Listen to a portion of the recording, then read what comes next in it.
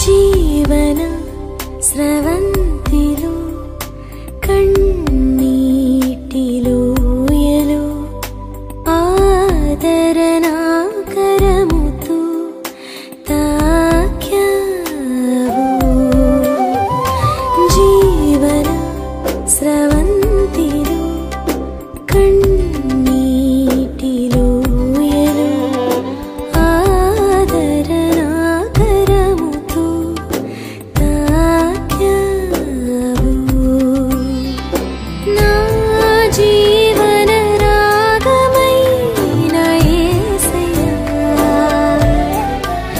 నా జీవితం నీకంకితం.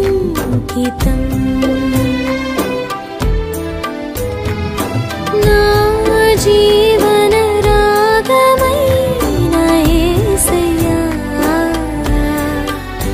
నా జీవితం నీకే అంకితం. జీవన స్రవంతిలో కన్నీటిలోయలో ఆదరణా కరముతో తాక్యావు.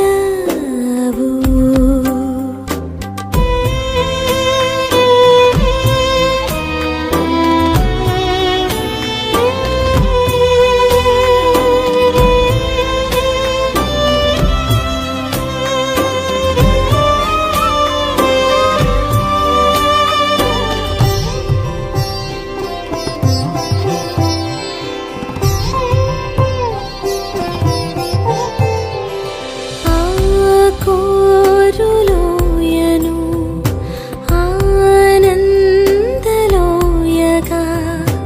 రక్షణ లోయగా మార్చావు. ఆ కోరులోయను ఆనందలోయగా రక్షణ లోయగా మార్చావు.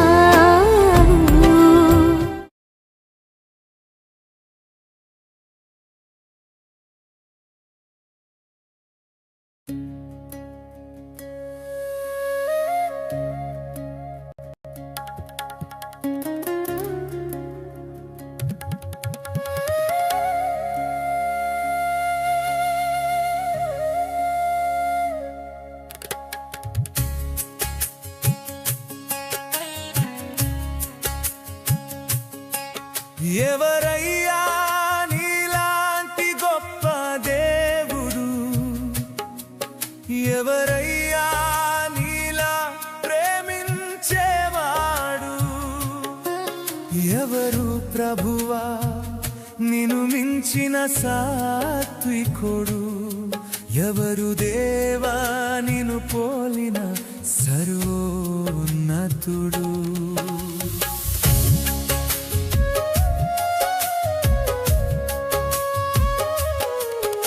ఎవరయ్యా నీలాంటి గొప్ప దేవుడు?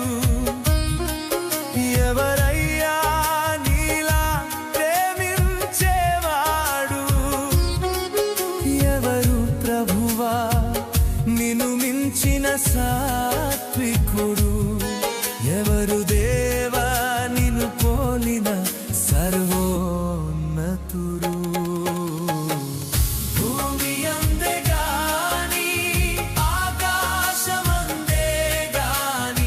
సకల లోకమందే గాని సర్వ సృష్టి అందే గాని భూమి అందే గాని ఆకాశమందే గాని సకల లోకమందే గాని సర్వ సృష్టి అందే గాని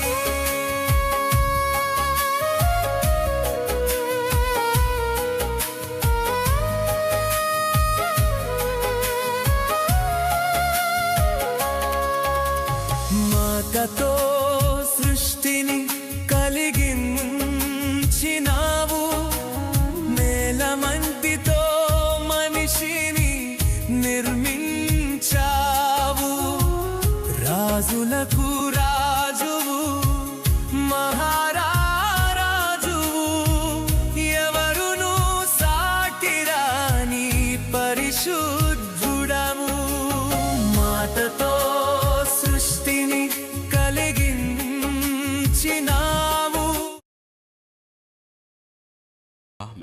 స్తుతిస్తున్నాం.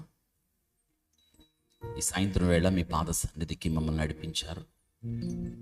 ఇంతవరకు మీ ఘనమైన నామాన్ని మీరు మహింపరుచుకున్నారు. స్తోత్రాలు ప్రభువా. మిమ్మల్ని స్తుతించుట, మిమ్మల్ని కీర్తించుట, మిమ్మల్ని కొనియాడుట ప్రభువా మీరు మాకు ఇచ్చిన గొప్ప ధన్యత. ఎందరికో లేని యోగ్యత ప్రభువా, యేసుక్రీస్తు ద్వారా, ఆయన రక్తము ద్వారా విమోచించబడిన మాకు ఇటువంటి ఆధిక్యతనిచ్చినందుకు స్తోత్రాలు చెల్లిస్తున్నాం ప్రభా. శిరస్సు వంచుతున్నాము, చేతులు జోడిస్తున్నాం ప్రభా. మహిమ ఘనత ప్రభావాలు మీకు ఆరోపిస్తున్నాం. మా స్తుతులు అందుకోనండి ప్రభా. మా నోట స్తోత్ర రూపమగు కొత్త పాట. నిన్నే స్తుతించాలి, మేము నిన్నే కీర్తించాలి. ఎందుకంటే మా స్తుతికి ప్రభా కారణభూతుడు మీరే. ఎన్నెన్నో ఎన్నెన్నో ఎన్నెన్నో మేలులు చేశారు ప్రభా. మేలుతో నన్ను నింపావు అన్న దావీదుతో కలిసి మేము ప్రభా పాడునట్లుగా, కీర్తించినట్లుగా అనునిత్యము మమ్మల్ని నడిపిస్తున్నారు ప్రభా. మీ ఘనమైన నామానికి మహిమ చెల్లిస్తున్నాం. ఇప్పుడు వచ్చిన ప్రతి ఒక్కరితో మీరు మాట్లాడండి ప్రభా. రావాల్సిన బిడ్డల్ని మీ సన్నిధికి క్షేమంగా సకాలంలో మీరు నడిపించమని ప్రార్థన చేస్తున్నాం. ఈ సమయాన్ని మా కొరకు దీవించండి, మీ స్వరాన్ని వినిపింపచేయండి. మీకే మహిమ ఆపాదిస్తున్నాం. యేసు నామములో అడిగి వేడుకుంటున్నాము తండ్రి, ఆమేన్. చిందాం.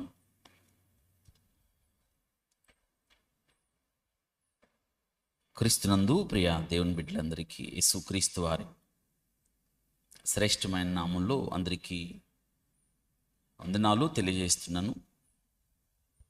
శ్రేష్టమైన సమయంలో ఒక ఇద్దరు దైవ సేవకుల గురించి ప్రస్తావన మీ దృష్టికి తేవాలని, వారి గురించి మనం తెలుసుకోవడం ద్వారా మరి వారు మన ముందు ఉంచిన అడుగులు, మనం నడుస్తూ పరిశుద్ధ గ్రంథంలో రాయబడిన శుభప్రదమైన నిరీక్షణ, ఆ నిరీక్షణను మనం తుదమట్టుకు గట్టిగా పట్టుకోవడానికి అవకాశం కలుగుతుంది. మనకు ముందు దాటి వెళ్ళిపోయిన దేవుని సేవకులు, వారి అడుగులు మన ముందున్నాయి. వాటిని మనం జాగ్రత్తగా పరిశీలించుకోవాలి. ఎందుకంటే వారి జీవితాలు మనకి ఎన్నో పాఠాలు నేర్పిస్తాయి. మీకు స్క్రీన్ మీద ఇద్దరు దైవ సేవకులు గత 29వ తారీఖు, ఈ వారమే, లాస్ట్ వీక్, వారి యాత్రను ముగించి, వారి పోరాటాన్ని ముగించి ప్రభు యొద్దకు వారు పిలుపునందుకొని వారు పరలోక మహిమలోకి వెళ్ళారు. మీలో ఎంతమందికి తెలుసు వీరిద్దరు? ఇప్పుడు తరానికి బహుశా చాలా మందికి తెలియదేమో. మీలో మొట్టమొదటి దైవ సేవకులు, ఆ తర్వాత ఒకరేమో గొప్ప దైవ సేవకులు, వర్తమానికులు అయితే, మరొకరేమో సువార్త గాయకులు. మీకు మొదటిగా కనిపిస్తున్న వ్యక్తి రెవరెండ్ డాక్టర్ డివి కృపాకరరావు గారు. తర్వాత మీకు కనిపిస్తున్న వారు తెలుసు చెప్పండి? ఎస్, దియా ప్రసాద్ గారు. 29వ తారీఖు వారు వారి యాత్రను ముగించి, లేదా పోరాటాన్ని ముగించి, గ్రంథములో రాయబడి ఉన్న దినాలు ముగించి పిలుపునందుకొని దేవుని సన్నిధికి వెళ్ళిపోయారు. యెహోవా భక్తుల మరణం ఆయన దృష్టికి విలువైంది. ఈ ఇద్దరి దైవ సేవకుల జీవితాన్ని గురించి నేను కొన్ని విషయాలు మీకు చెప్పడానికి ఇష్టపడుతున్నాను. చెప్తూ, మరణానికి సిద్ధపాటు అనేది ఎంత ప్రాముఖ్యమైన విషయమో, దానికి మించి దేవుని సేవకులు మరణిస్తే వారికి లభించే గొప్ప బహుమానం ఏంటో ఈరోజు మనం తెలుసుకుందాం. ఒక మాట చదువుకుందాం. పరిశుద్ధ గ్రంథంలో 2వ తిమోతి పత్రిక, పౌలు గారు తిమోతికి రాసిన 2వ పత్రికలో చివరి అధ్యాయం, వృద్ధాప్యం మరణానికి చేరువవుతున్న పౌలు గారు తిమోతికి, రవణుడైన తిమోతికి రాస్తూ ఉన్నాడు. 2వ తిమోతి పత్రిక 4వ అధ్యాయం 6, 7, 8 వచనాలు చదువుకుందాం. నేనిప్పుడే పానార్పణముగా పోయబడుచున్నాను. నేను వెడలిపో కాలము సమీపమయ్యుంది. మంచి పోరాటము పోరాడి తిని, నా పరుగు కడముట్టించి తిని. గమనించండి, పోరాటం అయిపోయింది అంటున్నాడు, నా పరుగు కడముట్టించి తిని, ఫినిష్ అంటున్నాడు, అయిపోయింది అని అంటున్నాడు. విశ్వాసమును కాపాడుకుంటుని అని చెప్పాడు. చూడండి, వృద్ధాప్యంలో ఎంత నిరీక్షణతో మాట్లాడుతూ ఉన్నాడో చూడండి. అంటే నేను వెడలిపోయే కాలం తిమోతి వచ్చేసింది అంటున్నాడు. రెండో విషయం ఏమంటున్నాడంటే, నేను వెడలిపోయే కాలం. రెండో మాట అన్నాడు, మంచి పోరాటం.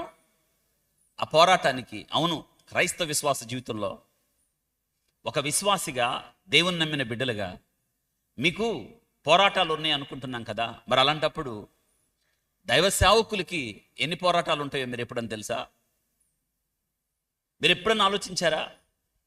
ఒక విశ్వాసిగా మనమే మన విశ్వాసాన్ని కాపాడుకోవడానికి మనం పోరాటం చేస్తామే, శ్రమలు అనుభవిస్తామే. మరి దైవ సేవకులుగా వారి పోరాటాలు మీకు ఎప్పుడన్నా స్మరణకు వస్తున్నాయా? పౌలు గారు తిమోతితో అంటున్నాడు, ఆ పోరాటానికి ఆయన చెప్పాడు, మంచి పోరాటం పోరాడాను తిమోతి. అంటే దాని అర్థం ఏంటంటే, నీవు పోరాడు, నీ పోరాటం మంచిదై ఉండాలి. ప్రభువు నీకేదైతే అప్పగించాడో దానికోసం పోరాడు అని చెప్పాడు. తర్వాత విషయం ఏమంటున్నాడు, నా పరుగు కడముట్టించి తిని, ఫినిష్ ద రేస్. నేను నా పరుగు కడముట్టించి తిని అని చెప్తున్నాడు. విశ్వాసమును కాపాడుకుంటుని అని చెప్తున్నాడు. ఏం కాపాడుకున్నాడంట? విశ్వాసాన్ని. అంటే నువ్వు కాపాడుకో అని చెప్పాడు. ఇక మీదట నా కొరకు నీతి కిరీటం ఉంచబడింది. అంటే వీళ్ళకి, దేవుని సేవకులకు వారి మరణాంతరం దేవుడు వారిని బలా నమ్మకమైన మంచి దాసుడు అని చెప్పే క్రమంలో ఏమిస్తాడంట? వాళ్ళకి నీతి కిరీటం ఇస్తాడు అని చెప్పాడు. ఆ దినమందు నీతి గల న్యాయాధిపతి అయిన ప్రభు అది నాకు మాత్రమే కాకుండా తన ప్రత్యక్షతను అపేక్షించు వారందరికీ అనుగ్రహించును అని చెప్తున్నాడు. చూడండి ఎంత అద్భుతంగా చెప్పాడు. తిమోతి, మంచి పోరాటం నేను పోరాడాను అని చెప్తున్నాడు. నా పరుగు కడముట్టించి తిని, విశ్వాసమును కాపాడుకుంటుని. ఈ మూడు చక్కని అనుభవాలు మన జీవితంలో మనం కలిగి ఉండడానికి ప్రయాసపడాలి. వింటున్నారా? ఎలా జీవించాలో చెప్పాడు, పోరాటం ఎలా ఉండాలో చెప్పాడు, విశ్వాసమును కాపాడుకొనుటలో ప్రాముఖ్యతను గురించి చెప్పాడు పౌలు గారు తిమోతి చెప్తున్నాడు. ఇక్కడ నేను ఇద్దరు దైవ సేవకుల గురించి క్లుప్తంగా కొన్ని విషయాలు బహుశా మీ అందరికీ తెలుసు. అందులో మొట్టమొదట మీరు చూస్తున్నారా, రెవరెండ్ డాక్టర్ డివి కృపాకరావు గారు మొదటిగా మీకు కనిపిస్తున్న దైవ సేవకులు. ఇక్కడ చూడండి, వారు 29వ తారీఖు మే నెల, మొన్న 29వ తారీఖు వారి యాత్రను ముగించి, వారి సేవను ముగించి, దేవుడు తనకు అప్పగించిన పనిని సంపూర్తి చేసి వారు దేవుని సన్నిధికి వెళ్ళారు. వింటున్నారా? అయితే వారి జీవిత యాత్ర, వారి విశ్వాస యాత్ర అంత తేలిగ్గా జరగలేదు. వారి సాక్ష్యం గొప్పది, వారి సాక్ష్యం అత్యద్భుతమైనది. వారి సాక్ష్యం నేటి యువతకు స్ఫూర్తి, ప్రేరణ. ఎలా దేవుని కొరకు బ్రతకాలో, ఎలా జీవించాలో, రోషము కలిగిన క్రైస్తవుడుగా ముఖ్యంగా సేవకులు రోషము కలిగి దేవుని కొరకు ఎలా ప్రయాసపడాలో వారి జీవితం స్ఫూర్తిదాయకం.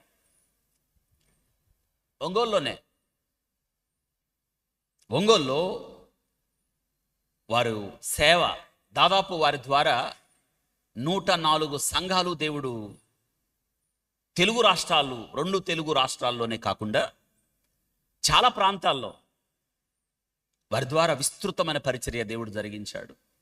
కొన్ని మాటలు నేను చెప్తాను, జాగ్రత్త వినాలి. ఇప్పుడు డివి కృపాకరావు గారు అయ్యగారు, వారి యొక్క సతీమణి, ఆమె ముందుగానే దేవుని సన్నిధికి వెళ్ళారు. ఆమె పరిశుద్ధం గారు, ఆమె టీచర్ అన్నమాట. మీకు ఒక గొప్ప ఆసక్తికరమైన విషయం ఏంటంటే, డివి కృపాకరావు గారి యొక్క సతీమణి పరిశుద్ధం గారు, ఆమె మా అమ్మ క్లాస్మేట్స్. వాళ్ళు బాల్యం నుండి భక్తి కలిగిన వారు, దేవుళ్ళు ఎదిగిన వారు. స్కూల్లో, కాలేజీల్లో ప్రార్థన చేసేవాళ్ళు గొప్పగా. విద్యార్థుల మధ్య ఆ కాలంలోనే పరిచయం చేశారు. ఇంకొక ఆసక్తికరమైన విషయం ఏంటంటే, ఈ డివి కృపాకరావు గారు అయ్యగారు వాళ్ళ సతీమణి, వాళ్ళది ఉప్పుగుండూరు, అంటే మా అమ్మోళ్ళ ఊరు ఉప్పుగుండూరు. పరిశుద్ధం గారి యొక్క తల్లిగారు, ఆమె పేరు సంతోషం గారు. ఉప్పుగుండూరులో మొట్టమొదట క్రైస్తవ పరిచర్య, సువార్త విత్తనాలు ఆ ప్రాంతానికి యేసుక్రీస్తును పరిచయం చేసింది ఆమెగారే. అంటే చూడండి దేవుడు ఎలా వాడుకుంటాడో. ఆమెకి దేవుడిచ్చిన గొప్ప ఆధిక్యత ఏంటంటే బిడ్డలందరినీ దేవుని కొరకు పెంచడం, దేవుని కొరకు రోషము కలిగి ఆ దినం వీరి అత్తగారు పెంచడం. ఇప్పుడు కృపాగారు గారి యొక్క సతీమణి పరిశుద్ధం గారు, మా మదర్, ఇద్దరు టీచర్ వృత్తిలోనే ఉన్నారు. మొట్టమొదట ఉప్పుగుండూరులో సంతోషం గారు అంటే వీళ్ళ అత్తగారు, దైవ సేవకుల అత్తగారు, మొట్టమొదట ఆమె కూతురు డాక్టర్ గారు. ఆమె ఆ ప్రాంతానికి భక్తిపరురాలు. రెండో ఆమె పరిశుద్ధం గారు, డివి కృపాగారు గారు యొక్క సతీమణి. ఇది మూలాలు అక్కడి నుంచి ప్రారంభమయ్యాయి. వాస్తవంగా వీరిది బాపట్ల దగ్గర మరుపురు వారి పాలెం. వీళ్ళ నాన్నగారు ప్రారంభంలో ఆయన కూడా మేనేజ్మెంట్ స్కూల్ ఉండేది, వాళ్ళకి సొంత స్కూల్ ఉంది బాపట్ల దగ్గర మరువరిపాలెంలో. వీళ్ళ నాన్నగారు ప్రారంభంలో స్కూలు, సొంత మేనేజ్మెంట్ స్కూల్ ఉండేది. ఆయన పెద్ద డ్రామా ఆర్టిస్ట్, నాటకాలు వేసేవాళ్ళంట.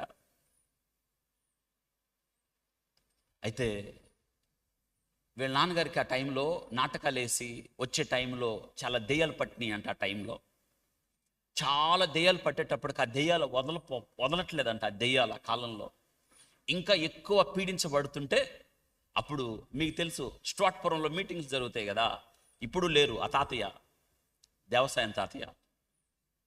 ఆయన గారు ప్రార్థన చేశాడంట, దెయ్యాలన్నీ పోయినాయి అంట. అప్పుడు వీళ్ళ నాన్నగారు, ఆయన పేరు కూడా దేవసాయం గారే, వీళ్ళ నాన్నగారు తన జీవితాన్ని ప్రభువు సమర్పించుకున్నాడు. ప్రభువా నన్ను రక్షించావు, నన్ను కాపాడావు అని ప్రార్థన చేసినప్పుడు దేవుడంట నీ స్కూలు, నీ టీచర్ వృత్తి, నీ డ్రామా ప్రోగ్రాములు, నీ నాటకాలు అన్నీ విడిచిపెట్టి బాపట్లో వెళ్ళి సేవ చేయమన్నారంట వీళ్ళ నాన్నగారిని. అప్పుడు సమస్తమును విడిచిపెట్టి బాపట్ల విజయలక్ష్మీపురంలో సేవ ప్రారంభించారు వీరి నాన్నగారు. ఆయన ద్వారా చాలా గొప్ప అద్భుతాలు చేశాడు. ఆ కుటుంబంలో కృపాకరావు గారు అయ్యారు చాలా గొప్ప చదువుకొని ఆయన చెన్నైలో ఆయన లెక్చరర్గా పని ప్రారంభించాడు. ఆ తర్వాత ఒంగోలు వచ్చారు, హెడ్ మాస్టర్గా వృత్తి ప్రారంభించాడు. ఆయన యవన కాలం నుండే విద్యార్థుల మధ్య పరిచర్య చేసే సందర్భంలో దేవుడు అద్భుతాలు చేసేవాడు. దేవుడు సంపూర్ణ సేవకు ఆయన్ని పిలవగా యవన కాలంలో సమస్తమును విడిచిపెట్టి ఆయన దేవుని పరిచర్యకు అప్పగించుకున్నాడు. దాదాపు 4 శతాబ్దాలు, అంటే 50 సంవత్సరాలు పైగా, 4 శతాబ్దాలు దాటి దేవుని కొరకు రోషం పౌరుషంగా ఒంగోలు మాత్రమే కాదు, తెలుగు రాష్ట్రాల్లో ఇప్పుడు వీరి వర్తమానాలు ఇంత గొప్ప పరిచర్య చేశారు. వారిది ఒక సాక్షి ఉంది. ఆ సాక్షి మీకు చాలా ఆసక్తి కలుగుతుంది, నేను చెప్తాను వినండి. వీరు ఒంగోలు గోపాలపురం అనుకుంటాను, ఆ ప్రాంతం నాకు గుర్తురాట్లేదు.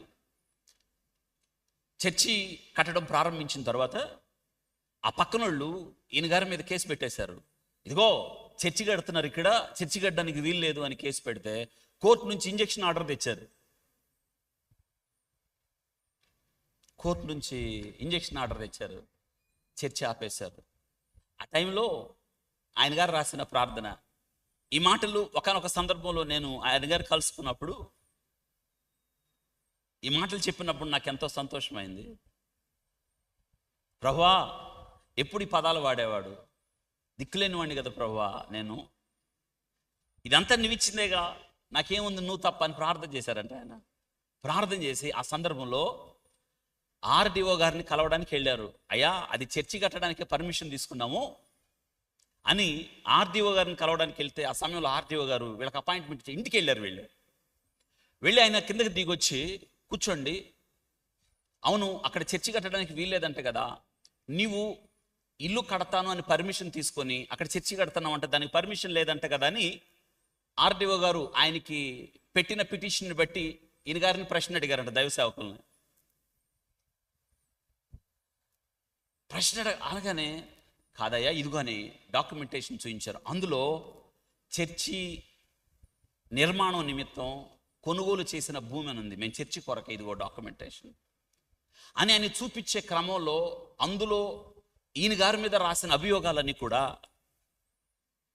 అబద్ధాలని ఈయన చెప్తున్నప్పుడు టీ తీసుకొచ్చిందంట ఒక అమ్మాయి ఆర్డీఓ గారి ఇంట్లో నుంచి. టీ తీసుకొచ్చి ఈయన గారికి గొప్ప వరం ఉంది, దెయ్యాలు వణికిపోతాయి, గడగడ వణికిపోతాయి. ఆ టీ తీసుకొచ్చిన అమ్మాయి దైవ సేవకులతో ఇంకొకళ్ళు ఆర్డీఓ గారు కూర్చున్నారు. టీ కప్పులతో గడగడ గడగడ గడగడ వణికిపోతుందంట. వణిగిపోతా ఇంకా గడగడ దగ్గరికి వచ్చే ముందు గడగడ వణిగిపోయి ఆ కప్పుల కిందేసి సాసర్లని పోయి కింద పడిపోయిందంట. ఈ ఆర్డీఓ గారికి ఏం అర్థం కాల. ఇప్పుడు వెంటనే దైవ సేవకులు చెప్పారంట, ఆర్డీఓ గారు ఆ అమ్మాయికి దెయ్యం పట్టింది అనగానే ఆర్డీఓ గడగడ వణిగిపోయాడంట. వణిగిపోవడం కాదు, వచ్చి చెయ్యేసిగానే ఉండండి. ఈ సాక్ష్యం యూట్యూబ్లో ఉంటుంది చూడండి, వెరీ ఎక్సైటెడ్. ఈ సాక్ష్యం యాజ్ ఇట్ ఈస్గా నేనేదే మీకు చెప్పానో అది యూట్యూబ్లో ఉంటుంది. ఆ ఆర్డీఓ గారు గడగడ ఉనిగిపోయి లేచి, అయ్యా పాష గారు ఈ దెయ్యాన్ని అర్జెంటు పంపించండి అంటాడు. ఆ దెయ్యం పట్టినాం అందంట ఆర్డీఓ గారితో. ఆర్డీఓ గారి పేరు నేను పేరు చెప్పట్లేదండి, మీకు అందులో పేరు ఉంటుంది యూట్యూబ్లో. ఆర్డీఓ గారిని పేరు పెట్టి అంటుందంట, ఒరే నేను మీ అత్తగారిని కదంటరా. ఎవరిని? నేను పేరు మెన్షన్ చేయట్లేదు ఎందుకంటే ఆయన ఇంకా సర్వీస్లో ఉన్నాడు. ఎవరో ఇది కట్ చేసి ఆయనకి పంపించారు అనుకోండి. ఆర్డీఓ, అరే నువ్వు నీ అత్తగారిని కదంటరా, నువ్వు చిత్తూరు నుంచి ట్రాన్స్ఫర్ అయితే నేను ఆడకపోయా నీతోనే వచ్చింది అని ఇంకొక మాట అందంట. ఇప్పుడు నీ భార్య 5 సార్లు కొట్టింది కదా, నేనే నేను కొట్టింది అందంట. యాజ్ ఇట్ ఈస్గా యూట్యూబ్లో అది ఉంది, మొత్తం బయట పెడుతుంది. అంటే పాపం ఆర్డీఓ గారు 2 సార్లు దెబ్బతిన్నాడు భార్య ద్వారా. ఆయన ఆర్డీఓ అయితే మేమైతే. వెంటనే ఈ దైవ సేవకుడు, అయ్యగారు దయ్యాన్ని వెళ్ళగొట్టాడు. ఆర్డీఓ గారు అన్నారంట, అర్జెంటుగా వెళ్ళగొట్టాలి. దేన్ని? ఈ ఆర్డీఓ గారు తెలుసుకొని ఈ దైవ సేవకుని శక్తి, దేవుడు చేసిన కార్యం. అప్పుడు ఈ పేరు చెప్తున్నాను, సునీల్ శర్మ గారు కలెక్టర్గా ఉన్నాడు మనకి ప్రకాశం జిల్లాకి. ఈ ఆర్డీఓ గారు వెళ్ళి చెప్పాడంట, అయ్యా ఆయన దైవ సేవకుడు డాక్యుమెంట్స్ అన్నీ సరిగ్గా ఉన్నాయి అని మా ఇంట్లో పని పిల్లకి భూతం పడితే ఎలగొట్టాడు. ఆయన శక్తివంతుడే, అబద్ధం ఆడ్డావు, నీతిమంతుడు. ఈ స్థలం ఆయనకు వర్తిస్తుందని కలెక్టర్ గారు పిలిపించి చర్చి కట్టుకోవడానికి పర్మిషన్ ఇచ్చాడు. ఇప్పుడు అద్భుతమైన చర్చి, దాంతోపాటు దాదాపు 107 చర్చిలు కట్టారు వాడు. అంత గొప్ప దైవ సేవకుడు. సత్యముగా ప్రకటించేవాళ్ళు, అబద్ధ బోధనల్ని ఖండించడంలో ముందుంటాడు. దేవుని పిలుపుంటేనే సేవకు రమ్మని ఘంటాపదంగా చెప్పినవాడు. కలిపి చెరిపెడే బోధనలను నిర్ద్వందంగా ఎదుట వ్యక్తి ఎలాంటోడైనా త్రోసిపుచ్చేవాడు, ఉన్నట్టుగా చెప్పేవాడు. ఎంత గొప్ప దైవజనంలో కదా. కాబట్టి ఇక్కడ మనం తెలుసుకోవాల్సింది ఏంటంటే, వారు సజీవ సువార్త మంత్లీ మ్యాగజైన్ మీకు తెలుసు, మీలో చాలామందికి వస్తుంది, అది నాకు వస్తుంది ఇప్పుడు కూడా. సజీవ సువార్త well known Telugu monthly magazine.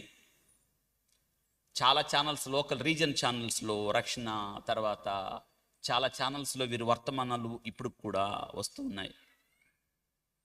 వింటున్నారా? గొప్ప సేవ జరిగించి సేవకు అప్పగించుకున్నాడు, విశ్వాసంతో జీవించాడు, విశ్వాస పోరాటం చేశాడు. వాళ్ళ నాన్నగారు ఎత్తంతో చెప్పేవాడంట, అరే ఇంటికి పెద్దవాడి నాన్న, నువ్వు సేవ చేయాలి. సేవ సమర్పించుకున్నాడు. ప్రారంభంలో ఈయన గారికి సువార్త అంటే ఇష్టం ఉండేది కాదంట. ఎందుకంటే వాళ్ళ నాన్న టీచర్ వృత్తి, మేనేజ్మెంట్ స్కూల్ని విడిచిపెట్టి సువార్త పనికి వచ్చినప్పుడు వాళ్ళ ఇంట్లో డబ్బులు ఉండేవి కాదంట. ఈయన ఎవరస్తుడిగా చూసి, మా నాన్న ఎందుకు ఇంత కష్టపడుతున్నాడు అంత చదువుకొని, ఇంట్లో అసలు ఏమీ డబ్బులు లేకుండా పేదరికం ఎందుకు బ్రతకాలని అసలు దేవుని సేవ అంటే ఇష్టం ఉండేది కాదంట ఆయనకి. ఇంత చదువుకున్నాం,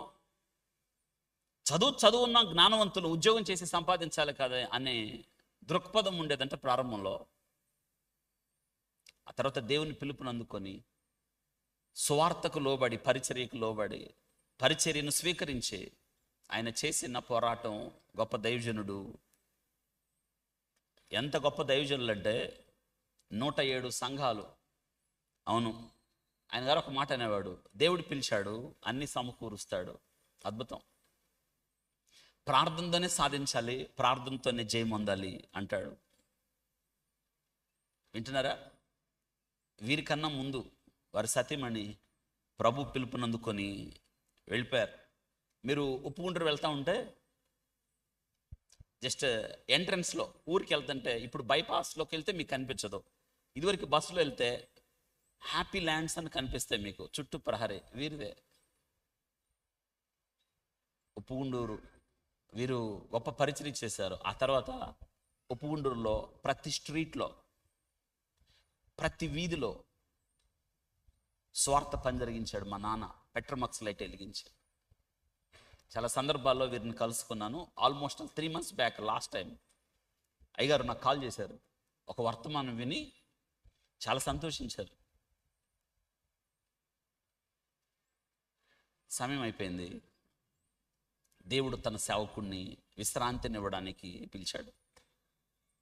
అందుకే యెహోవా భక్తుల మరణం ఆయన దృష్టికి.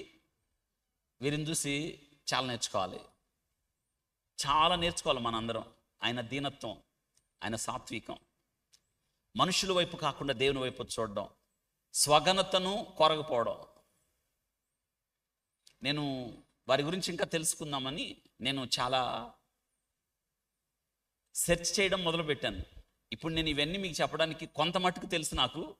నేను ఉప్పుగుండూరులో మా అమ్మతో పాటు ఇంకా ఎవరు బ్రతుకున్నారో నేను మధ్యాహ్నం నుంచి ఫోన్ చేసి మెటీరియల్ తీసుకుంటా ఉన్నాను. నేను ఒక మాట చెప్పేవాళ్ళు, దేవుని పిలుపు లేకుండా దేవుని పనికి రావద్దు. ఇంకొక మాట అనేవాడు, సువార్త వెగతాళవుతుంది. ఎందుకంటే పిలుపు లేకుండా వస్తున్నారు. నేటి దినాన్ని యవనస్తులు చెప్తారు, ఇది గారు దేవుని పిలుపు ఉంటేనే సేవకు రండి. సేవ అంటే త్యాగం, సేవ అంటే సిలువ మోయడం. ఆయన తను యూట్యూబ్ ఛానల్లో ఈ విషయాలన్నీ చెప్పారు. ఆ వర్తమానాలు ఉన్నాయి, వినండి. ఆయన లేకపోయినా ఆయన స్వరం మాట్లాడుతూ ఉంది. దేవుని కొరకు ఆయన చేసిన పరిచర్య చాలా గొప్పది. కాబట్టి రెవరెండ్ డాక్టర్ డివి కృపాకరరావు గారు శారీరంతో లేరు కానీ ప్రభుతో ఉన్నారు. కొన్ని విషయాలు మనం మరింత లోతుగా, వారు శ్రేష్టమైన జీవితం జీవించి ప్రభు కొరకు జీవితాన్ని సమర్పించి ప్రభు కొరకు అరిగిపోయిన వారు, కరిగిపోయిన వారు, ప్రభు కొరకు తను అప్పగించుకున్నవారు, దేవుని కొరకు తన ప్రాణాన్నే ఇచ్చేసిన వారు డివి కృపాకరరావు గారు. చాలా అద్భుతమైన జీవితం కదా. కాబట్టి నేటి దినాన సేవకులు వారు ఇచ్చిన సందేశం చాలా స్ఫూర్తిదాయకం. విశ్వాసం మీద ఎలా పనిచేయాలో, విశ్వాసముతో ఎలా ముందుకెళ్లాలో, దేవుని వైపు చూసి వనరులు ఎలా సమకూర్చుకోవాలో వారికి వారే సాటి, వారి సంఘాలు, వారి పరిచర్య. మరి మన బాధ్యత ఏంటంటే, భక్తులు కొనిపోబడుచున్నారు అని ఉంది, నీతిమంతులు కొనిపోబడుచున్నారు, వారు విశ్రాంతిలోకి వెళుతున్నారు. దేవుడు తన సేవకుడికి ఈ లోకంలో నిజంగానే నిలిచిపోయారు, విశ్రాంతినివ్వడానికి ఇష్టపడ్డాడు. అందుకే తన సన్నిధికి పిలుచుకున్నాడు. అందుకే యెహోవా భక్తుల మరణం ఆయన దృష్టికి. ఈయన గారు కూడా మంచి పోరాటం పోరాడాడు, తన మరుగును కడముట్టించాడు, విశ్వాసమును. కాబట్టి ఆయన కొరకు ఏముంది? నీతి. ఇక రెండో దైవ సేవకులు, మీకు తెలుసు, చాలా పాటలు వినుంటారు, మీరు చాలా పాటలు వినుంటారు. ఆయనే దియాప్రసాద్ గారు, హైలీ రెస్పెక్టబుల్. ఆయన చూడండి, ఆయన Telugu gospel singer, writer, composer. 4 దశాబ్దాలుగా ఈయన గారు కూడా ఎన్నో క్యాసెట్స్ ఉండే. అప్పటి నుంచే సువార్త పనిలో, పాటలు పాడుటలో ఈయన గారు కూడా 24 సంవత్సరాల దాకా దేవుని నమ్ముకోలేదు. ఈయన పాట కచేరీలకి వెళ్ళేవాడు, మామూలుగా పాడేవాడు కాదు. పాట కచేరీల్లో దియా ప్రసాద్ గారు వస్తున్నారంటే ఆ టైంలో చాలామంది జనం వచ్చేవాళ్ళంట.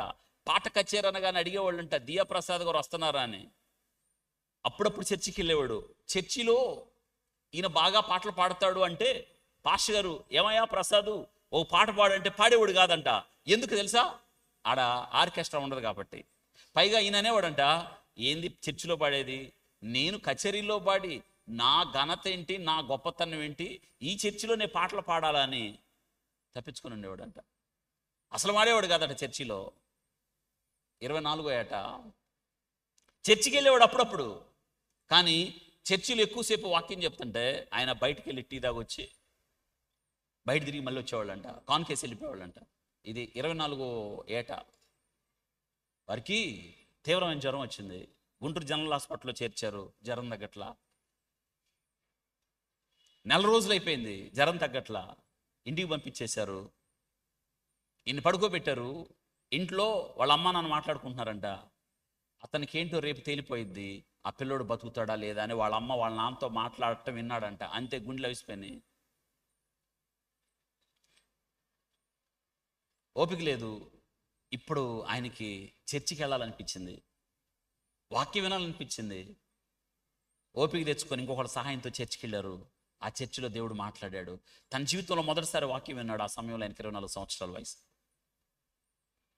యేసుక్రీస్తు ప్రేమ, యేసుక్రీస్తు కల్వరి యాగం ఆయన దైవ సేవకులు చెప్తుంటే గుచ్చుకుంది. ఆ రోజంట బహుగా వెనక కూర్చొని ఏడుస్తుంటే ఇతన్ని ఎవరైతే తోడు మోసుకెళ్ళాడే, ఏంటి ఏదో అయిపోయింది ఈయనకు అతనికని విడిచిపెట్టి వెళ్ళిపోయాడంట. ఒక్కడే కూర్చున్నాడు. చర్చ అయిపోయింది. ఈయన వెళ్ళటల్లా. ఆ పాస్టర్ గారు వచ్చి, టైం అయింది ఇంటికి వెళ్ళు అంటే ఏడుస్తుంటే ఈయన్ని పలకరించాడంట. అప్పుడు చెప్పాడంట పరిస్థితి. దేవునితో మాట్లాడాడు ప్రసాద్, సూటిగా మాట్లాడాడు, నీ హృదయాన్ని దేవునికి ఇవ్వు అని. 24వ ఏట తన జీవితాన్ని దేవుడు సమర్పించాడు. నాటి నుంచి ఆ తర్వాత దేవుడు పలు రీతిలుగా, మీకు తెలుసు చాలా పాటలు ఈయన గారు రాసినాయి. నన్నెంతగానో ప్రేమించను, ఆ పాట ఆయన రాసిందే. ఈ జనరేషన్ పాటలు, చాలా పాటలు మీకు పాడతారు కానీ ఎవరు రాస్తారో తెలియదు. ఎంత మంచి దేవుడు అయ్యా యేసయ్య పాట గుర్తుందా? ఈయన గారు రాసిందే. నీ వాక్యమే, ఆ పాట కూడా ఆయన రాసిందే. ఇది నా కోరిక పాట ఉంది, ఈయన రాసిందే. ఎన్ని ఈయన గారు రాసిన పాటలు. ఇప్పుడు చాలామంది సింగర్స్ లేనప్పుడు, ఇప్పుడు చాలామంది క్రైస్తవ ప్రపంచంలో చాలామంది గాయకులు చాలామంది వచ్చారు. ఆ టైంలో ఆయనే గాయకుడు, ఆయనే మ్యూజిక్ కంపోజర్. దేవుడు చూడండి ఎలా వాడుకున్నాడు ఒక వ్యక్తిని. 40 సంవత్సరాలకు పైగా సువార్త పరిచర్యలో సహకారిగా, చివరికి దైవ సేవకులుగా ఆయన దేవుడు ఒక చర్చినిచ్చి ఆయన దేవుని పరిచర్య కొనసాగించాడు. చాలా వరకు ఈయన గారు జయపాల్ గారు మీటింగ్స్లో మొదట పాటలు పాడటానికి పిలిచేవారు గతంలో. పెద్దవారు అయిపోయిన తర్వాత ఇప్పుడు జయపాల్ గారు కూడా ఆయన యూట్యూబ్లో చెప్పడం ద్వారా ఈ మధ్య కాలంలో మీటింగ్స్లో ఈయన కూడా పెద్దోళ్ళు అయిపోయారు. ఎక్కువ మనకి జయపాల్ గారు మీటింగ్స్లో కనిపిస్తూ ఉండేవాళ్ళు. ఈయన గారు కూడా ప్రభు పిలుపుని అందుకుని ఒకే రోజు చనిపోవడం. ఇదండి వీళ్ళ జీవితాలు. నిజంగా ఎంత ఆశ్చర్యకరమైన చూడండి. మనకి కొద్దిమంది దైవ సేవకుల గురించే తెలుసు, కొద్దిమంది పర్సనాలిటీలు తెలుసు. గుర్తుపెట్టుకోండి, ఈ దైవ సేవకులు ఎంత గొప్పవాళ్ళు కదా, ఆణిముత్యాలు అనుకోవాలి. ఈరోజు కొన్ని విషయాలు నేను చెప్పడానికి ఇష్టపడుతున్నాను, జాగ్రత్తగా మీరు వినండి. కాబట్టి విడిచి వెళ్ళిన కుటుంబాలు, అవును దైవ సేవకులు ఎవరు చనిపోయినా మనం వారిని గౌరవించాలి, వారి గురించి తెలుసుకోవాలి. వారు ఎలా సేవ చేశారో, దేవుని కొరకు ఎలా ప్రయాసపడ్డారో, ఏ రీతిగా పోరాటం చేశారో, అలు పెరగని శ్రామికులుగా, అవును దేవుని తోటలో కర్షకులుగా, ఒక మండుతున్న దీపాలుగా, ఏ రీతిగా ఇద్దరు దైవ సేవకులు దేవుని కొరకు అలు పెరగని శ్రామికులుగా వారు ముందుకెళ్ళారో నిజంగా స్ఫూర్తిదాయకం కదా. మనం ఏం చేయాలి? వారి కుటుంబాల కొరకు ప్రార్థన చేయాలి, వారు విడిచేళ్ళ పరిచర్య కొరకు ప్రార్థన చేయాలి. ఆ తర్వాత దేవుడు వారి తర్వాత ఆ స్థానంలో ఆ సేవ దేవుడు ఎవరికి అప్పగించబోతున్నాడో వారి కొరకు ప్రార్థన చేయాలి. అవును, వ్యక్తిగతంగా మీరు కలుసుకోకపోవచ్చు ఒక దైవ సేవకుడిని, మీరు ఎప్పుడూ మాట్లాడలేకపోవచ్చేమో, కానీ ఇటువంటి సందర్భాల్లో మీరు వింటున్నప్పుడు, ప్రభువా ఈ దైవ సేవకుడిని మీరు పిలిచారు, ఆ పరిచర్య గొప్పగా జరగాలి ప్రభువా, ఆ దైవ సేవకుడు ఉన్న సమయం కన్నా అయ్యా ఈ పరిచర్య మరింత గొప్పగా జరగడానికి నువ్వు సహాయం చేయి ప్రభువా అని అడగాలి. ఎందుకో తెలుసా? అలా చేయడం మన బాధ్యత కదా. దైవ సేవకుల మరణాన్ని మనం జ్ఞాపకం చేసుకుంటూ ఒక మాట తెలుసుకోవాలి. ఏంటంటే, యెహోవా భక్తుల మరణం ఆయన దృష్టికి విలువైంది కదా, విలువైంది. అవును, క్రైస్తవుడు మరణాన్ని ఎలా చూడాలి, ఇద్దరు దైవ సేవకుల మరణాన్ని ఎలా చూడాలి అంటే, ఇట్స్ నాట్ ఎట్ ట్రాజడీ. ఇది ట్రాజడీ కాదు,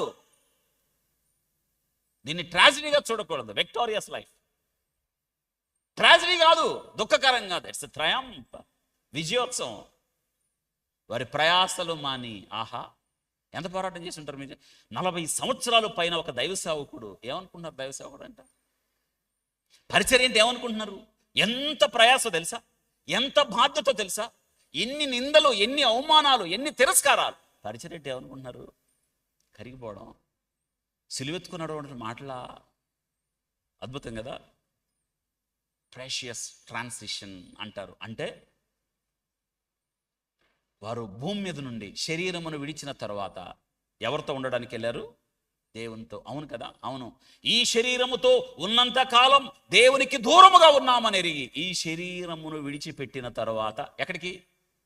ప్రభుతో. దాన్ని ఏమంటారంటే ప్రెషియస్ ట్రాన్సిషన్, అంటే మరొక స్థితిలోకి వెళ్ళిపోయారు. దీన్నే మనం ఏమంటారంటే death is a divine appointment. వారికి దేవుని నుండి అపాయింట్మెంట్ వచ్చేసింది. చూసారు ఎంత అద్భుతమైన మాట. ఎందుకంటే దేవుడు తన బిడ్డలకు విశ్రాంతినివ్వడానికి ఇష్టపడ్డాడు. ఇది గుర్తుపెట్టుకోవాలి. Gateway to eternal following. వారు నిత్యత్వంలోకి వెళ్ళిపోయారు. గేట్వే అంటే మరణము ద్వారా, గుర్తుపెట్టుకోవాలి. అంటే వాళ్ళకి పట్టాభిషేకం, గ్రాడ్యుయేషన్ దేవుడు ఇవ్వబోతున్నాడు. ఇట్ ఈస్ ప్రీషియస్ దేవుని దృష్టిలో. యెహోవా భక్తుల మరణం 116వ కీర్తన 15వ వచనం. కాబట్టి ఇక్కడ మనం తెలుసుకోవాల్సింది ఏంటంటే, ఏమయ్యారు? భూమి మీద కన్ను మూసి మరొక చోట కన్ను తెరుచుట. ఈ దైవ సేవకులు ఇద్దరు కూడా భూమి మీద కన్ను మూశారు, మరొక చోట కన్ను. అవును, భూమి మీద సూర్యాస్తమయం, మరొక చోట సూర్యోదయం. గుర్తుపెట్టుకోవాలి. వారు నిత్యత్వంలోకి, నిత్య విశ్రాంతిలోకి. ఒక మాట పౌలు గారు మొదటి చూడండి, ఒక మాట చదువుకుందాం. ఫిలిప్పులకు రాసిన పత్రిక చూడండి. ఫిలిప్పులకు రాసిన పత్రికలో మొదటి అధ్యాయం 21వ వచనం స్పష్టంగా చెప్పాడు. చూడండి 21వ వచనంలో, మొదటి అధ్యాయం 21వ వచనం, నా మట్టుకైతే బ్రతుకుట క్రీస్తే, చావైతే లాభం. దేవుని సేవకులు, అవును, పౌలు గారు చూడండి ఏం చెప్తున్నాడు. బ్రతుకుట ఏమవ్వాలి? క్రీస్తు అయితే చావేమవుద్ది? లాభం అవుద్ది. కాబట్టి ఇక్కడ మనం ప్రస్తావన నేర్చుకుంటున్నా, జ్ఞాపకం చేసుకుంటున్నా, ఇద్దరు దైవ సేవకులు వారి జీవితం క్రీస్తు అయితే మరణం ఏంటి? లాభం. ఎందుకో తెలుసా? వారు తమ ప్రయాసలు మాని ఎక్కడికి వెళ్ళారు?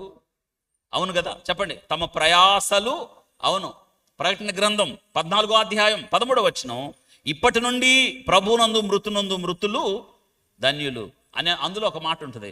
వారు తమ ప్రయాసలు మాని, చెప్పండి, ప్రయాసలు మాని విశ్రాంతి నొందుదురు. ప్రయాసలు మాని, అమ్మా చెప్పండి. అందుకే ఏమిటి అర్థం అవుతుంది? Un unshakeable focus on eternal gain. వారు దేని మీద దృష్టి ఉంచారో, అవును, ప్రభుతో ఉండడానికి వెళ్ళిరి. చెప్పండి, వాళ్ళ గురించి ఏం తెలుసుకోవాలి మనం? ప్రభుతో ఉండడానికి వెళ్ళిరి. చెప్పండి, ఎక్కడ ఉండడానికి వెళ్ళిరి? అయిపోయింది. వారు ఏ నిరీక్షణతో ప్రభు పరిచర్యలో కొనసాగారో, ఎటువంటి పోరాటాలలో ముందుకెళ్ళారో, అవును, వేటిని సహించారో వాటన్నిటినీ ముగించి ప్రభుతో ఉండడానికి వెళ్ళారు. పౌలు గారు ఏమంటున్నాడంటే, బ్రతుకుట క్రీస్తే, చావైతే లాభము. అందులో మీ కొనసాగింపులో మీరు ఒక ఆశ్చర్యకరమైన విషయాన్ని చూస్తారు. అక్కడ చూడండి, అక్కడ మొదటి అధ్యాయంలోనే ఏం చెప్తున్నాడు? అక్కడ మొదటి అధ్యాయం 22వ వచనంలో, అయినను శరీరముతో నన్ను జీవించుటయే నాకున్న పనికి ఫలసాధకమైన ఎడల నేనేమి కోరుకుందునో నాకు తోతలేదు. ఈ రెండింటి మధ్య ఇరకబడి ఉన్నాను. నేను వెడలిపోయి క్రీస్తుతో కూడా ఉండవలనని నాకు ఆశ ఉంది. అది నాకు మరి మేలు. అయినను నేను శరీరంతో నిలిచి ఉంటాను మిమ్మల్ని బట్టి. మరి అవసరం పౌలు గారికి ఆశ ఏంటంటే ఇంకా చాలు ఈ జీవితం, ఎందుకంటే నేను వెడలిపోయి ప్రభుతో ఉండాలని ఉంది అన్నాడు. అయినను శరీరముతో ఉండుట మీకు ప్రయోజనకరం. ఇప్పుడు ఈ దైవ సేవకులు ఇంతకాలం శరీరంతో ఉన్నప్పుడు వారు ఏం జరిగించారు? పరిచర్య జరిగించి అనేకులకు మేలు చేశారు.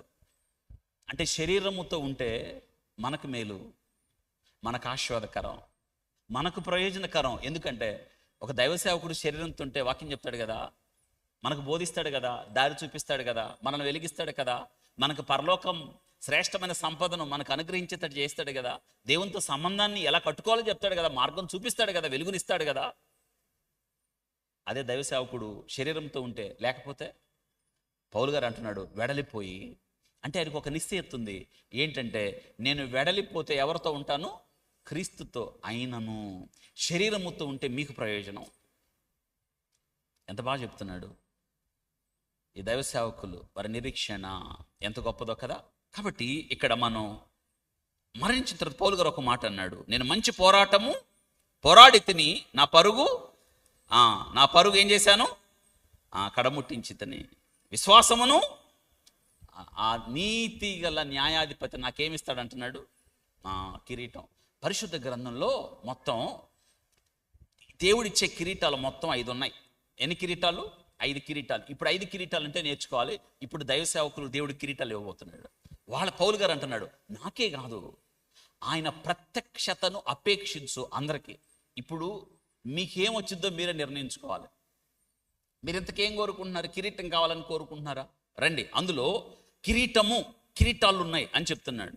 చూడండి, మనం రేపటి దినాన క్రీస్తు న్యాయపీఠము ఎదుట మనము ప్రత్యక్షమైనప్పుడు దేవుడు మనం చేసిన క్రియలను బట్టి, సేవను బట్టి, ఆయన కొరకు ఎలా బ్రతికాం, ఎలా జీవించాం, ఎంత త్యాగమయ్యాం, వాటిని బట్టి దేవుడు మనకు ఆయన ఏమిస్తాడు అంటే సంఘము ఎదుట మెప్పు, ప్రతివానికి వాని క్రియల చొప్పున సిద్ధపరిచిన జీతం, మూడోది కిరీటం ఇస్తాను అన్నాడు. ఇంతకా కిరీటం ఏంటి? నెంబర్ 1 జీవ కిరీటం. రాయండి మీ నోట్స్లో. 1 ఏ కిరీటం? జీవ కిరీటం.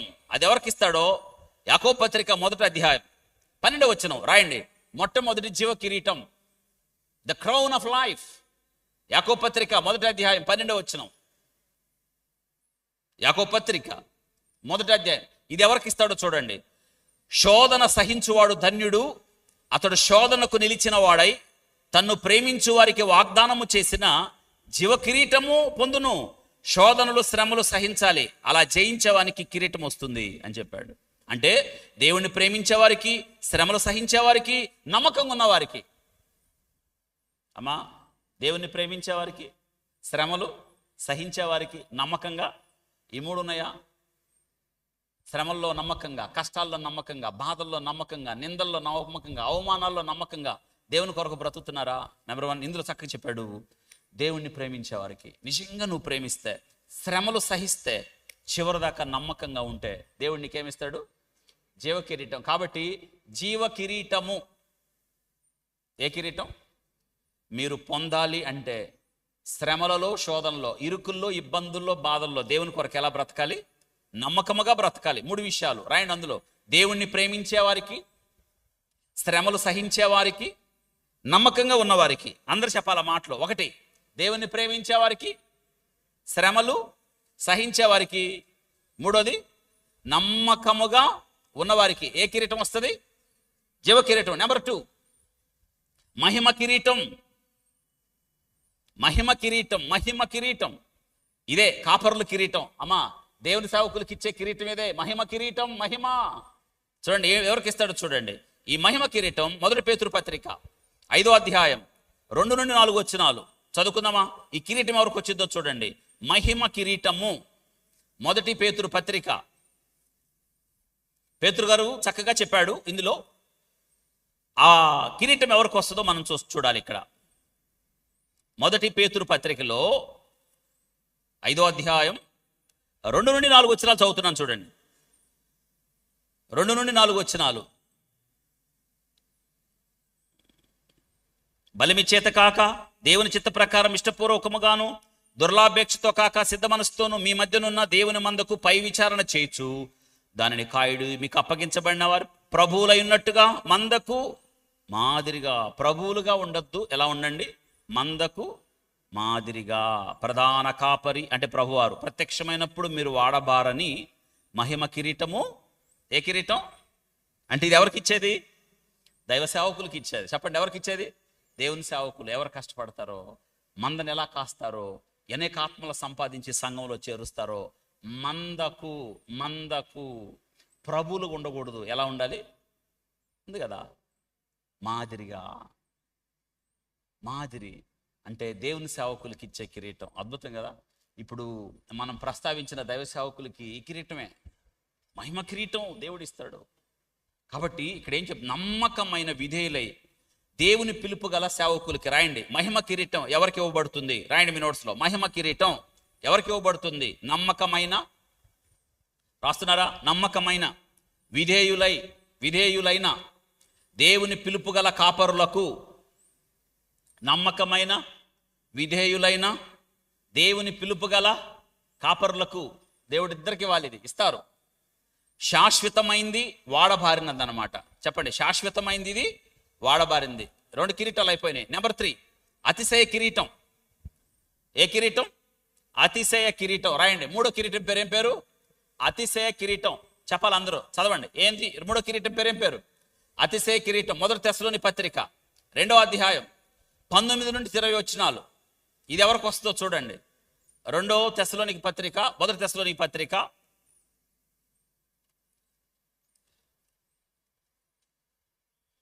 1 తెస్సలోని పత్రిక 2వ అధ్యాయం 19వ వచనం చూడండి. ఏలయనగా మా నిరీక్షణైనను ఆనందమైనను అతిశయ కిరీటమైనను ఏది? మన ప్రభువైన యేసు యొక్క రాకడ సమయమున ఆయన ఎదుట మీరే కదా, నిశ్చయముగా మీరే మా మహిమయు ఆనందమునై ఉన్నారు. ఇది ఎవరికి ఇవ్వబడుతుంది? అతిశయ కిరీటం. చూడండి, అతిశయ కిరీటం ఎవరికి ఇవ్వబడుతుందో చక్కగా రాయబడింది చూడండి. మా నిరీక్షణ, ఆనందము, అతిశయం. ఇది ఎవరికి ఇస్తారంటే నిశ్చయముగా మీరే మా మహిమయు ఆనందం. ఆత్మలు సంపాదించే వారికి కిరీటం ఇవ్వబడుతుంది. ఆత్మలు సంపాదించే వారికి రాయండి. అతిశయ కిరీటం ఎవరిని సంపాదించే వాళ్ళకి? ఇప్పుడు మీకు ఈ కిరీటం కావాలంటే మీరు ఎవరిని సంపాదించాలి? సంపాదించారా? ఒక్క ఆత్మనైనా? మీ ఇంట్లో వాళ్ళన్న తెచ్చారా? పక్క వాళ్ళన్న తెచ్చారా? ఇరుగు పొరుగు వారిని చెప్పారా? బస్సులో మీ పక్కన కూర్చున్న వాళ్ళకి చెప్పారా? ట్రైన్లో మీ పక్కన కూర్చున్న వాళ్ళకి చెప్పారా? ఎవరికి చెప్పారు? ఒక్క ఆత్మను రక్షించారా? ఆ రక్షించిన వాళ్ళకి ఏమొస్తుంది? పౌలు గారు అంటున్నాడు, మీరే మా అతిశయం, మీరే మీరే మీరే ఆత్మలను రక్షించు వారికి అని రాయండి. ఎవరికి? ఆత్మలను. అవును, ఆత్మలను రక్షించు వారికి. ఇందులో మీకేం కావాలి? మీకు ఎడిదిరిగి ఇది ఖచ్చితంగా వచ్చింది. ఎన్నోది? 3వది చెప్పాలి. అతిశయ కిరీటం. అమ్మా, మీరు అతిశయ కిరీటం కోరుకుంటున్నారా? కోరుకుంటే మీరేం చేయాలి? దీన్ని బట్టి మీరు ఎన్ని ఆత్మలు సంపాదిస్తే ఆ కిరీటం అంతా మెరిసిపోద్ది. కానీ మనం ఆత్మలు సంపాదించకపోతే మీకేమి రాదు? కిరీటం కాదు, పరలోకమే లేదు. మీరు కిరీటం దాకా పోయారు. పరలోకం పోతారా? పోవటానికి కదా ఇక్కడ దాకా వచ్చామంటారా? మంచిదే, మీకు ఆ నిశ్చయత ఉంది. ఒట్టిగా పరలోకం పోతే మీకు కిరీటాలు కావాలి కదా. కాబట్టి కిరీటం కావాలి కదా. మీరు ఎంత ఇప్పటి నుంచి గుర్తుపెట్టుకోండి. ఎంత కష్టపడితే మీరు అంటారు, కష్టపడుతున్నానండి నా బిడ్డల కోసం, కష్టపడుతున్నానండి నా కుటుంబం కోసం, కష్టపడుతున్నాను నా భార్య కోసం, నా భర్త కోసం, నా బంధువుల కోసం. సూపరు. అయితే కష్టపడాల్సిందే. ఇక్కడ ఎంత కష్టపడుతున్నావో ఇంకా దేవుని కొరకు కష్టపడు. ఆ కిరీటం నీకు వస్తుంది. 3 కిరీటాలు. నెంబర్ 4 4వ కిరీటం. 2 తిమోతి పత్రిక కింద చదువుకున్నాం. 4వ అధ్యాయం 7-8 వచనాలు. నీతి కిరీటం పౌలు గారు చెప్పాడు. నీతి కిరీటం, అదిగో నీతి కిరీటం, ద క్రౌన్ ఆఫ్ రైచియస్నెస్. నీతి కిరీటం. 4వ కిరీటం పేరు ఏం పేరు? నీతి కిరీటం. అందరూ చెప్పండి, ఏ కిరీటం? నీతి కిరీటం. త్వరగా నీతి కిరీటం. అది ఎవరికో చూడండి. మొదటి ఆ నీతి కిరీటం ఇందా చదువుకున్న వాకు 2 తిమోతి పత్రిక 4వ అధ్యాయం 7-8 వచనాలు. మంచి పోరాటం పోరాడి తిని నా పరుగు కడముట్టించి తిని విశ్వాసమును కాపాడుకోండి. ఇక మీదట నా కొరకు నీతి కిరీటం ఉంచబడింది. ఈ దైవ సేవకులకి కిరీటాలన్నీ వచ్చేస్తాయి. అమ్మా, నువ్వు అక్కడ కుళ్ళుకుంటేట నీ పక్కన చాలా ఆత్మలు రక్షించి 10 మందిని, 20 మంది, 30 మందిని రక్షించి ఆమెకి కిరీటాల మీద కిరీటాలు. దేవుడు ఆమెతో అంటున్నాడు, బలా నమ్మకమైన మంచి దాసురాల. అంటే నీకొక కిరీటం కూడా లేకపోతే ఆడ ఏంటి నీ పరిస్థితి? అయ్యయ్యో ఒక కిరీటం కూడా లేదే అని ఏడ్చిన ప్రయోజనం. నీకు కిరీటాలు కావాలంటే ఇది మిక్కిలు అనుకూల సమయం. సువార్త చెప్పండి, అనేకులకు క్రీస్తు గురించి చెప్పండి. ఏ సురక్షించును, ఏ సుస్వస్థపరచును చెప్పాలి. మీరు చెప్పకపోతే ఎట్లా? కాబట్టి ఇది ఎవరికి వస్తుంది? నీతి కిరీటం. చూడండి, మంచి పోరాటం పోరాడితే నా పరుగు కడముట్టించి తిని విశ్వాసమును కాపాడుకుంటుంది, ఇక మీద నా మీద నీతి కిరీటం అనగా ఇది ఎవరికి వస్తుందంటే, రాయండి, ఇందులో 4 భాగాలు చెప్పాడు. మంచి పోరాటం, రాయండి, ఇది కిరీటం ఎవరికి వస్తుంది? నెంబర్ 1 మంచి పోరాటం, 2 పరుగును కడముట్టించడం చివరిదాకా. 1 మంచి పోరాటం, 2 పరుగును కడముట్టించడం, 3 విశ్వాసమును కాపాడుకొనుట, నెంబర్ 4 ప్రభు ప్రత్యక్షతను అపేక్షించుట. రాశారా? నేను చెప్పిందే రాయలేకపోతున్నారు. కిరీటం ఏడ వచ్చింది మీకు? స్పీడ్. అమ్మా, ఆత్మయందు చెప్పాలి. ఏం మంచిగా మాట్లాడలేదు. ఆత్మయందు తీవ్రత అంటే స్పీడ్గా ఉండాలి. ఏ విషయంలో చెప్పాలి? ఏ విషయంలో? దేవుని విషయంలో, చదువుకునే విషయంలో, రాసే విషయంలో. చెప్పగానే రాసేయాలి. మీరు ఒక్క అక్షరం నుంచి ఇంకొక అక్షరం రాసేలోపు సగం పరలోక రాజ్యంకి వెళ్ళిపోతాం మనం. కదలట్ల చేతులు మీకు. మంచి పోరాటం 1, 2 పరుగును కడముట్టించటం, 3 విశ్వాసమును కాపాడుకోవడం, 4 ప్రభు ప్రత్యక్షతను అపేక్షించడం. అంటే అపేక్షించడం అంటే ఏంటి? ప్రభువా ఇప్పుడే రా. ఎంతమంది చెప్పగలుగుతారు? ఒకవేళ దేవుడే వచ్చి ఇదిగో నేను వచ్చేసాను వెళ్దామంటే ఎంతమంది? ప్రభు వచ్చి ఆర్ యు రెడీ అన్నాడు అనుకోండి, ఏం చేస్తారు? నువ్వు రెడీగా లేను ప్రభువా. ఏంటి మన పరిస్థితి? నీకు కిరీటం కావాలంటే నువ్వు ఎలా ఉండాలంటే, ఇదిగో నేను త్వరగా వచ్చుచున్నాను అంటే మీరేమనాలి అప్పుడు? చెప్పాలి. వచ్చుచున్నానంటే ఏమనాలి? రా అనాలి. అట్ట అనకుండా ఇదిగో నేను వస్తున్నాను అనగానే అప్పుడే ఎట్ట ప్రభు అంటే నీకేం రాదు? నీతి కిరీటం కాదు, పరలోక గేట్లు దగ్గర కూడా రావు. 4 1 మంచి పోరాటం, 2 పరుగు కడముట్టించు, 3 విశ్వాసాన్ని కాపాడుకో, నెంబర్ 4 ప్రభు ప్రత్యక్షతను, లాస్ట్ కిరీటం చివరిది అక్షయ కిరీటం. ఏ కిరీటం? అక్షయ. 1 కొరింథీ పత్రిక అక్షయ కిరీటం దగ్గరికి వద్దాం. 1 కొరింథీ పత్రిక చూడండి. ఈ దైవ సేవకులకి ఇందాక మనం నేర్చుకున్నాం, డివి కృపాకరవరయ్య గారికి, ఆ తర్వాత స్వార్థ గాయకులు దియప్రసాద్ గారికి ఎన్ని కిరీటాలు ఉన్నాయి చూడండి. మరి మీ సంగతి ఏంది? మన సంగతి ఏంది? మనకి ఏ కిరీటాలు వస్తాయి? అసలు వస్తాయా? పరలోకం పోతామా? గేట్ల కూడా వస్తామా? దేవుని కొరకు ప్రయాసపడుతున్నారా? సిద్ధపడుతున్నారా? పోరాడుతున్నారా? 1 కొరింథీ పత్రిక 9వ అధ్యాయం చూడండి, చక్కగా రాయబడింది 24 నుంచి. పందెరంగమందు పరిగెత్తు వారందరూ పరిగెత్తుదురు కానీ ఒక్కడే బహుమానం పొందును, మీకు తెలియదా? అటువలే మీరు బహుమానం పొందినట్లుగా పరిగెత్తుడి. మరియు పందెమందు పోరాడు ప్రతివాడు అన్ని విషయముల మితముగా ఉండును. వారు క్షయమగు కిరీటం పొందుటకు, మనమైతే అక్షయ కిరీటము. చూడండి, అక్షయమగు కిరీటం పొందుటకు మితముగా ఉన్నాము. కాబట్టి విశ్వాసి యొక్క ఆత్మీయ పరుగు పందాన్ని వివరించడానికి పౌలు గారు గ్రీకు క్రీడను ఉదాహరించాడు. గ్రీకు తల్లిదండ్రులు గమనించాడు. ఏ వ్యక్తికైనా గమనించాలి ఈ వాక్యంలో, గ్రీకు తల్లిదండ్రులకు పుట్టని ఏ వ్యక్తి కూడా ఆ క్రీడల్లో పాలు పంపులు పొందడానికి వీల్లేదు. ఖచ్చితంగా ఆ గ్రీక్ యొక్క అథ్లెట్స్లో గ్రీక్ వారసత్వం కావాలి, అంటే గ్రీకు తల్లిదండ్రులు అయి ఉండాలి. అట్లే రక్షణ పొందని ఏ వ్యక్తి కూడా బహుమానాల కోసం దేవుని పరిచర్యలో పాలు పొందడానికి వీలు లేదు. గుర్తుపెట్టుకోవాలి. కాబట్టి ప్రభు కొరకు పరిగెత్తుతున్నారా? అలుపెరగకుండా పరిగెత్తుతున్నారా? వెనుతిరిగి చూడకుండా పరిగెత్తుతున్నారా? ఓపిగ్గా పరిగెత్తుతున్నారా? ఆసక్తితో పరిగెత్తుతున్నారా? గమ్యం చేరేదాకా పరిగెత్తుతున్నారా? వాళ్ళకే కిరీటం వచ్చింది. ఇంతకీ నీ పరుగు దేని కొరకు తేల్చండి. ఇప్పుడు చివరి మాట, నీ పరుగు దేని కొరకు? లోన్ ఇస్తానంటే పరిగెత్తుతావు, పట్టా కాగితాలు ఇస్తానంటే పరిగెత్తుతావు, ఈరోజు చివరి డేట్ అంటే పరిగెత్తుతావు, ఉచితంగా స్థలాలు ఇస్తున్నారంటే పరిగెత్తుతావు, ఓటు హక్కు నమోదు చేసుకోవడం చివరి తారీఖు అంటే పరిగెత్తుతావు. దేనికోసం? మన పరుగు పందెం ట్రైన్ కోసం పరిగెత్తుతావు, బస్సు కోసం పరిగెత్తుతావు. నేనేమంటానంటే ఇదేనా ఇక పరుగు మనం? డ్యూటీకి పరిగెత్తుతాం, అక్కడికి పరిగెత్తుతాం, ఇక్కడికి పరిగెత్తుతాం. మరి ఈ పరిగెత్తేది ఎప్పుడు? తీరా దేవుని కొరకు పరిగెత్తాల్సి వస్తే పరిగెత్తి పరిగెత్తి అలసిపోయాం, పరిగెత్తి పరిగెత్తి సత్తువు లేదు, పరిగెత్తి పరిగెత్తి మోకాళ్ళు అరిగిపోయాను.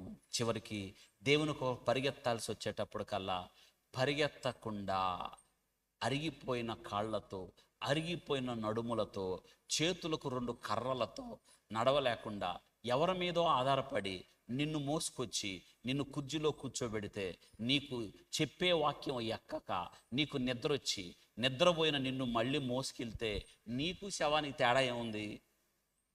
నా మాటలు అర్థమైందా? అందుకే నీ బాల్య దినాల యందు నీ సృష్టికర్తను. మొన్న ఉప్పుగుండూరులో 13 మందికి బాప్తీసాలు. మొన్న శుక్రవారం ఒక ఆమెకి బాప్తీసం ఇవ్వగానే బిగుచుకుపోయి ప్రాణం పోయింది అనుకున్నా.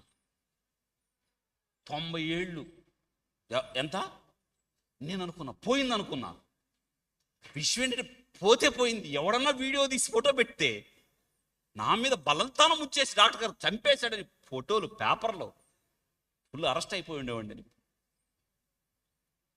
నేను టెన్షన్ పడ్డానండి. హాస్పిటల్లో ఐసీయూలో కూడా చేయలేదు చికిత్స.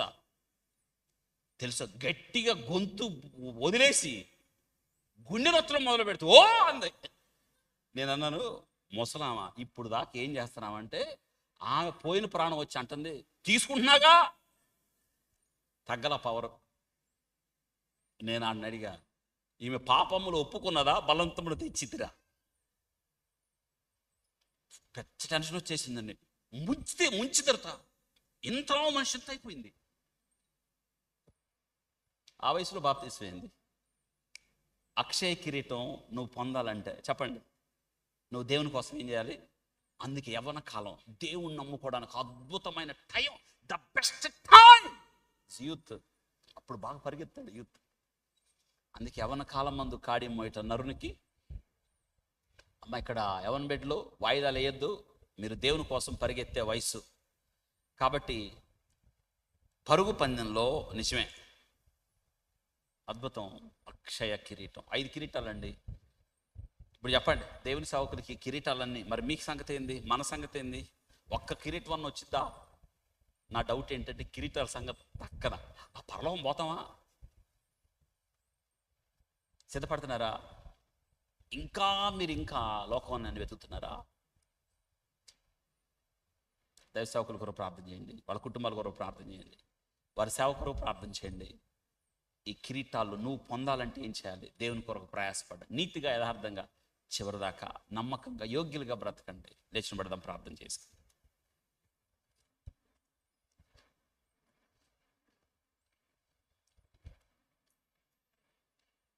పరిశుద్ధుడా స్తోత్ర. ఇద్దరు దైవ సేవకుల యొక్క పరలోక ప్రవేశం, మహిమ ప్రవేశం ప్రభా, వారి పోరాటం ముగిసింది, కిరీటం సిద్ధమైంది. స్తోత్రాలు. అద్భుతమైన సేవకులు, మీ కొరకు ప్రయాసపడిన సేవకులు, మీ కొరకు ప్రభువా వెలిగించి కరిగిపోయిన గొప్ప దైవ సేవకులు నాయన నిత్య విశ్రాంతిలోకి పిలిచారు. వారి పరిచర్య, కుటుంబాలు, వారి కొరకు ప్రార్థిస్తున్నాం. ఆ నీతిమంతుల్ని జ్ఞాపకం చేసుకోవటం మాకు ఆశీర్వాదకరం.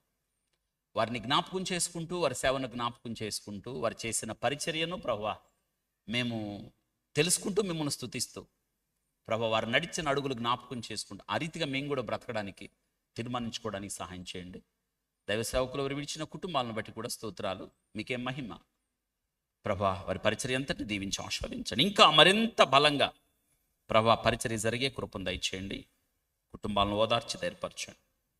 ఎత్తబడిన వాక్యాలు మా హృదయాల్లో నీరు కట్టి ఫలింపచేసి అత్యున్నతంగా మీ నామాన్ని హెచ్చించుకున్నామని యేసు నామములో అడిగి వేడుకుంటున్నాము తండ్రి.